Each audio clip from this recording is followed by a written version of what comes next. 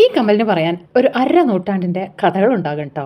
എൻ്റെ അമ്മയുടെ ജിമിക്കി കമ്മൽ പാട്ട് പാടാൻ വന്നതല്ല, സത്യമായിട്ട് എൻ്റെ അമ്മയുടെ ജിമിക്കി കമ്മലാണ്. എൻ്റെ അമ്മ കല്യാണത്തിനിട്ടിരുന്ന ജിമിക്കി കമ്മൽ ഇത്ര വർഷമായിട്ടും എൻ്റെ കയ്യിലാണ്. എനിക്കാണ് അമ്മ ആ ജിമിക്കി കമ്മൽ എൻ്റെ കല്യാണത്തിന് അണിയാൻ വേണ്ടി തന്നത്. അതങ്ങനെ എൻ്റെ സ്വന്തമായി മാറി കേട്ടോ. ഈ ഒരു ഡിസൈൻ ഇത് ഇപ്പോൾ എവിടെയും കിട്ടില്ല. ഇത് ഒരു ആൻഷ്യൻ ക്ലാസിക് ലുക്കുള്ള ഒരു ജിമിക്കിയാണ്. അപ്പോൾ പറഞ്ഞു വരുന്നത്, ഞാനൊരു റിസപ്ഷന് പോവുകയാണ്, ഒരു grand reception at ITC grand Chola. Welcome to my channel travel and textiles by Mridu. അപ്പോൾ ഇന്ന് ഞാൻ കൊടുത്തിരിക്കുന്ന അറ്റയർ ഒരു പിങ്ക് സാരിയാണ്, പിങ്ക് സിൽക്ക് സാരിയാണ്. ഇത് ഇവിടുത്തെ ഒരു പോത്തീസ് ബോട്ടിക്കിൽ നിന്ന് വാങ്ങിയതാണ്. നല്ല അടിപൊളി കളറാണ്, കളർ കണ്ട് ഇഷ്ടപ്പെട്ട് വാങ്ങിയതാണ്. ഒരു സിമ്പിൾ ചെയിനും അമ്മയുടെ ജിമിക്കി കമ്മിലും മാച്ചിങ് ആയിട്ടുള്ള ഒരു ബിന്ദി, പിന്നെ ഒരു നോസ് പിൻ. മേക്കപ്പ് എന്ന് പറയാൻ കാര്യമായിട്ടൊന്നുമില്ല, ഞാൻ അങ്ങനെ മേക്കപ്പ് ഇടാറില്ല. ജസ്റ്റ് ഒരു ഫേസസ് കാനഡയുടെ ഒരു പിങ്കിഷ് മാച്ചിങ് ലിപ്സ്റ്റിക്കും പിന്നെ ഐലൈനർ, റിനിയുടെ ഐലൈനർ ആണ് ഞാൻ യൂസ് ചെയ്തിരിക്കുന്നത്, ഐ പെൻസിൽ, പിന്നെ ലൈറ്റായിട്ടൊരു ഐലൈനറും, അത്ര തന്നെ. കൂടുതലൊന്നും ഞാൻ മേക്കപ്പ് ചെയ്യാറില്ല. അപ്പോൾ ഞങ്ങൾ ITC ഗ്രാൻഡ് ചോലയിലെത്തി. അവിടെ വന്നു കഴിഞ്ഞാൽ വരിയായി നിരനിരയായി നമുക്ക് കാണാം ആഡംബര കാറുകൾ. അപ്പോൾ അതൊക്കെ കാണാൻ എന്ത് രസമല്ലേ. അപ്പോൾ ചെക്കിംഗ് എല്ലാം കഴിഞ്ഞ് ഞങ്ങൾ അകത്തേക്ക് കയറുകയാണ്. അകത്തേക്ക് കയറിയപ്പോൾ ആകെ കൺഫ്യൂഷൻ, എവിടെയാണ് എൻട്രൻസ് എന്നുള്ളത്. കാരണം ഈ ITCക്ക് 3-4 എൻട്രൻസ് ഉണ്ട്. അപ്പോൾ നമ്മൾക്ക് ഇതിൽ ഏതാണ് അതിൽ ഓരോ എൻട്രൻസിനും ഓരോ നെയിമാണ് കൊടുത്തിരിക്കുന്നത്. അപ്പോൾ ആ നെയിം നോക്കി അകത്തേക്ക് കയറുമ്പോൾ ആകെ ഒരു ചെറിയ കൺഫ്യൂഷൻ ഉണ്ടായിരുന്നു നമ്മുടെ ഡ്രൈവറിന്. അപ്പോൾ അതുകൊണ്ട് ഞങ്ങൾ വലം വെച്ച് അങ്ങനെ പോവുകയാണ്. വലം വെക്കും തോറും ഈ കാണുന്ന ഹോട്ടലിൻ്റെ എല്ലാ ഭാഗത്തു നിന്നും കന്നിമൂല വരെ കണ്ടു എന്ന് വെച്ച് പറയാമല്ലോ.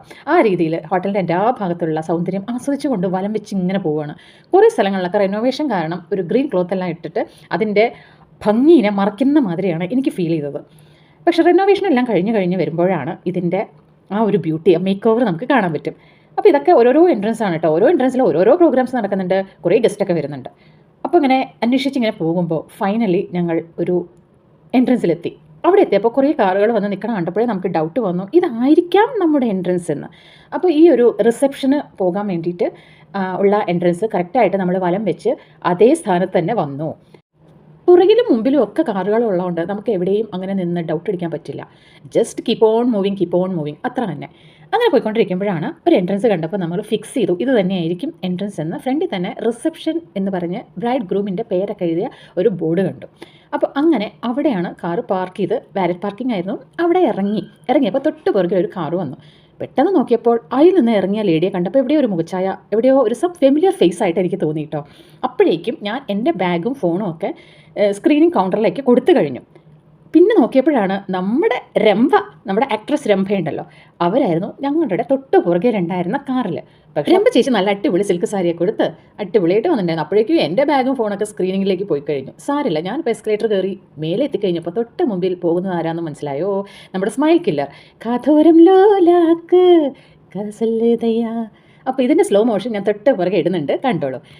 അപ്പോൾ ഇനി ഫുഡാണല്ലോ നമ്മുടെ മെയിൻ സെക്ഷൻ എന്ന് പറയുന്നത്. ഇവിടെ ഇഷ്ടം പോലെ വെറൈറ്റീസ് ഉണ്ടായിരുന്നു കേട്ടോ. അപ്പോൾ ഈ കാണുന്നത് ദം ബിരിയാണിയാണ്, ഓത്തൻറ്റിക് ദം ബിരിയാണി, കേർഡ് വട, പിന്നെ ഒരുപാട് മില്ലറ്റ് കൊണ്ടുള്ള കുറേ ഐറ്റംസ് ഉണ്ടായിരുന്നു.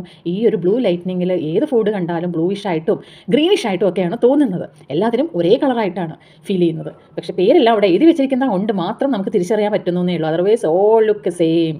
അപ്പം ഫുഡ് കഴിക്കണോ അതോ കഥ പറയണോ, കഴിക്കണോ കഥ പറയണോ എന്നുള്ള കൺഫ്യൂഷനിലായിരുന്നു ഫ്രണ്ട്സൊക്കെ ആയിട്ട്.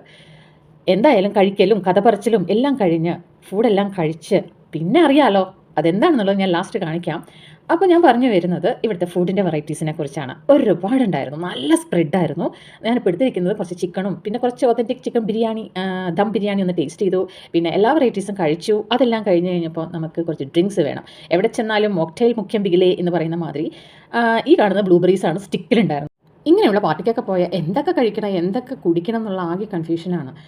അപ്പോൾ പക്ഷേ ഇതെല്ലാം കൊണ്ട് നമുക്ക് ഉണ്ടാവണം എന്താണെന്ന് പറയാം, ഭയങ്കര ഒരു പോസിറ്റീവ് വൈബും, ഭയങ്കര സന്തോഷിച്ച് നമ്മൾ ഫ്രണ്ട്സിനൊപ്പം വർത്താനമൊക്കെ പറഞ്ഞ് ഡ്രിങ്ക്സും ഫുഡൊക്കെ ആയിട്ട് എൻജോയ് ചെയ്യുമ്പോൾ നമുക്ക് പിറ്റേ ദിവസം നമുക്ക് തന്നെ ഒരു എനർജി, ഒരു റിഫ്രഷ്മെൻറ്റ് കിട്ടുന്ന ഒരു ഫീലാണ്. എനിക്ക് ഭയങ്കര ഇഷ്ടമാണ് ഫുഡൊക്കെ എൻജോയ് ചെയ്യാനും.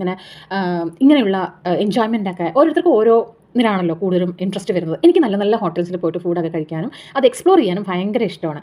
പലരും പല കളറിലെ സാരീസും ഗൗൺസൊക്കെയാണ് എടുത്തതെങ്കിലും ഈ ഒരു ലൈറ്റിൽ എല്ലാം പച്ച, മഞ്ഞ, നീല, ഈ ഒരു കളറല്ലാതെ വേറെ ഒരു കളറും കാണുന്നില്ല. പക്ഷേ എന്തോ ഈ ഡാൻസ് ഫ്ലോറിൽ മാത്രം അവരവരുടെ കളേഴ്സ് എടുത്ത് കാണിക്കുന്നുണ്ട്. അതുകൊണ്ടാണ് ഞാൻ ഇവിടെ മാത്രം വീഡിയോ എടുക്കുന്നത്. ബാക്കിയുള്ള സ്ഥലങ്ങളിലെ വീഡിയോ എടുത്താൽ ഒന്നും കാണുന്നില്ല, അതുകൊണ്ടാണ് കേട്ടോ. അപ്പോൾ ഫൈനലി നമ്മൾ എൻഡ് വിത്ത് ഡാൻസ്. അപ്പോൾ പതിവ് പോലെ thank you for watching my